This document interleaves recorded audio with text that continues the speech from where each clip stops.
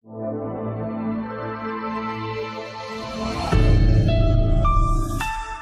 मेरे नन्हे दोस्तों, सामाजिक ज्ञान की कक्षा में आपका बहुत बहुत स्वागत है। और आज हम कराएंगे वाणी श्रृंखला हमारा समाज और पर्यावरण से पाठ 6। बच्चों, हमारे पाठ 6 का शीर्षक है राष्ट्रीय त्योहार यानी कि नेशनल फेस्टिवल। तो चलिए इसके बारे में हम जानते हैं और पढ़ते हैं। कुछ त्योहार ऐसे हैं, कुछ ऐसे त्योहार हैं जिन्हें देश के समस्त लोग मनाते हैं। कुछ ऐसे त्योहार हैं जिन्हें देश के समस्त लोग मनाते हैं। और कौन कौन से हैं? ये राष्ट्रीय त्योहार कहलाते हैं। भारत में मनाए जाने वाले 3 राष्ट्रीय त्योहार गणतंत्र दिवस, स्वतंत्रता दिवस तथा गांधी जयंती हैं। स्वतंत्रता दिवस प्रतिवर्ष 15 अगस्त को मनाया जाता है। 15 अगस्त 1947 को हमारा देश अंग्रेजों की गुलामी से आज़ाद हुआ था, इसलिए इसे स्वतंत्रता दिवस कहते हैं। इस दिन मुख्य समारोह दिल्ली में लाल किले पर मनाया जाता है। इस दिन भारत के प्रधानमंत्री भारत के राष्ट्रीय ध्वज को फहराते हैं। कौन फहराते हैं? भारत के प्रधानमंत्री। किसको? भारत के राष्ट्र ध्वज को। फिर वह राष्ट्र को संबोधित करते हैं। यह राष्ट्रीय त्योहार सारे देश में बड़ी धूमधाम से मनाया जाता है। गांव-गांव और शहरों में भी लोग राष्ट्रीय ध्वज जो है, तिरंगा जिसे बोलते हैं हम, उसको फहराते हैं। और अब हम करते हैं गणतंत्र दिवस। गणतंत्र दिवस भारत में 26 जनवरी को गणतंत्र दिवस के रूप में मनाया जाता है। 26 जनवरी 1950 को हमारे देश का संविधान लागू हुआ था। गणतंत्र दिवस का मुख्य समारोह नई दिल्ली स्थित राजपथ पर मनाया जाता है। इस दिन प्रतिवर्ष एक विशाल परेड नई दिल्ली के विजय चौक से निकाली जाती है, जो दिल्ली के लाल किले पर समाप्त होती है। इस परेड में सशस्त्र सेनाएं, पुलिस, लोक नर्तक, स्कूली बच्चे और सभी राज्यों की भव्य झांकियां हिस्सा लेती हैं। भारत के राष्ट्रपति परेड को क्या करते हैं? परेड की सलामी लेते हैं। सभी सरकारी भवनों, सार्वजनिक स्थलों, राष्ट्रपति भवन, संसद भवन आदि पर क्या की जाती है? आदि पर रोशनी की जाती है। यह त्योहार भी प्रत्येक राज्य में बहुत धूमधाम से मनाया जाता है। कौन सा? गणतंत्र दिवस, जो कब होता है? 26 जनवरी को।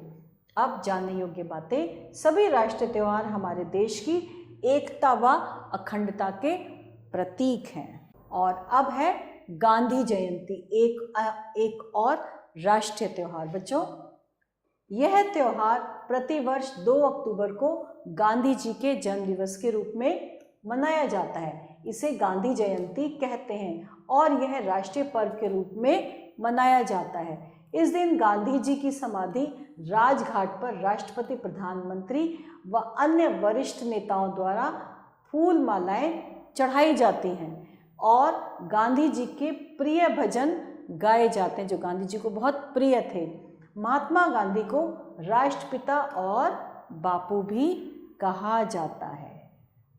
अब है कुछ महत्वपूर्ण तथ्य।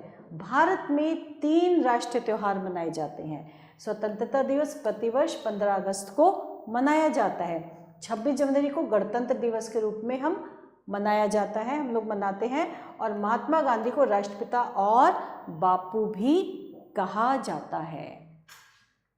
और अब चल रहे हैं हम सही विकल्प पर। सही का निशान लगाना है। तो सबसे पहले है, भारत में मुख्यतः राष्ट्रीय त्योहार मनाए जाते हैं। कितने? 1, 2, 3, 4, मुख्यतः 3 राष्ट्रीय त्योहार। स्वतंत्रता दिवस प्रतिवर्ष कब मनाया जाता है? 26 जनवरी, 15 अगस्त, 2 अक्टूबर, या इसमें से कोई नहीं। स्वतंत्रता दिवस 15 अगस्त को। गणतंत्र दिवस का मुख्य समारोह मनाया जाता है आगरा स्थित ताजमहल, मुंबई के ताज होटल, नई दिल्ली स्थित राजपथ, या इसमें से कोई नहीं। नई दिल्ली स्थित राजपथ। 2 अक्टूबर को मनाई जाती है दिवाली, होली, क्रिसमस या गांधी जयंती। 2 अक्टूबर को मनाई जाती है गांधी जयंती। और इसके बाद हम क्या करेंगे, सही वाक्यों पर सही का निशान लगाएंगे। सबसे पहले है 15 अगस्त 1947 को हमारा देश आज़ाद हुआ था, बिल्कुल सही। गणतंत्र दिवस पर प्रत्येक शहर में परेड निकाली जाती है, जी नहीं, दिल्ली में परेड निकाली जाती है। 26 जनवरी 1950 को भारत का संविधान लागू हुआ था, बिल्कुल सही। गांधी जयंती प्रतिवर्ष 13 दिसंबर को मनाई जाती है, जी नहीं, गांधी जयंती 2 अक्टूबर को मनाई जाती है। और अब हम करने जा रहे हैं बच्चों, बॉक्स में से उचित शब्द छांटकर रिक्त स्थानों की पूर्ति करेंगे। 15 अगस्त 1947 को हमारा देश आज़ाद हुआ था, यहाँ पे हमने लिख दिया